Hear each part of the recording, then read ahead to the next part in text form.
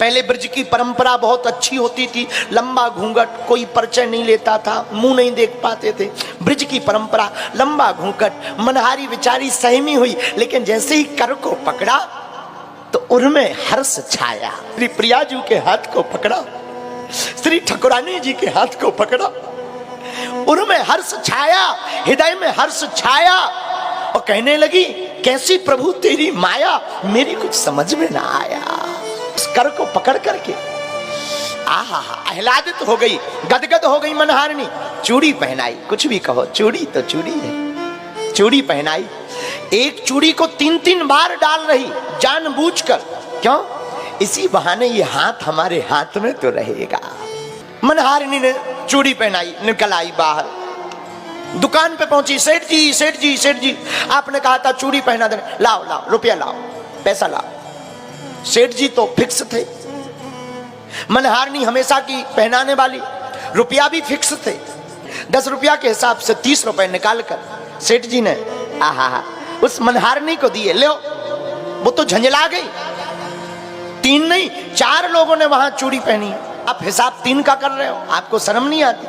सेठ जी बोले, मनहारिणी पागल हो गई क्या? अरे बाबरी हो गई, हमारे घर में बहुएं ही 3 है, कोई रिश्तेदार नहीं आई, नहीं हमारे घर पे कोई रिश्तेदार नहीं आती नहीं है, कोई है नहीं हमारे घर पे, तू पागल है, बाबरी है क्या, बुद्धि सटिया गई क्या?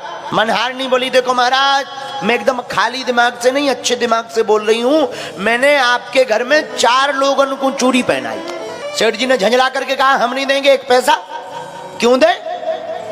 जब बहुएं 3 है, आज तक 3 का पैसा देते आए तो 4 का क्यों दे? मैं पागल हो क्या? भाग यहां से। मनहारिणी बेचारी चली गई। सेठ जी ने सोचा पागल हो गई होगी, झूठ बोल रही होगी। घर आए, रात हुई, वही नियम, श्री वृषभानु जी के चित्र को प्रणाम किया, प्रियाजू के चित्र को। पूछा कि घर में कोई दिन में आया था? बहुओं ने कहा, नहीं कोई नहीं आया पिताजी, हम 3 ही लोग। अच्छा ठीक है। अब तो सिद्ध हो गया कि वो झूठ बोल रही थी। सो गए सेठ जी, लेकिन जैसे ही सोए, सपने में श्री प्रियाजू प्रकट हुई। अरे ओ पिताजी, आपने हमें अपना बेटी बनाया, पर तुमने नाता ना निभाया है?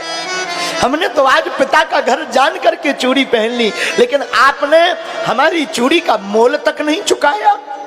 श्री किशोरी जी जहां ये बोली, पिताजी आपको 3 बहुएं याद नहीं, पर ये बिटिया याद नहीं रही। और सपने में ही किशोरी जी आंखों में आंसू भरने लगी और आंसू भर के कहने लगी, 3 बहू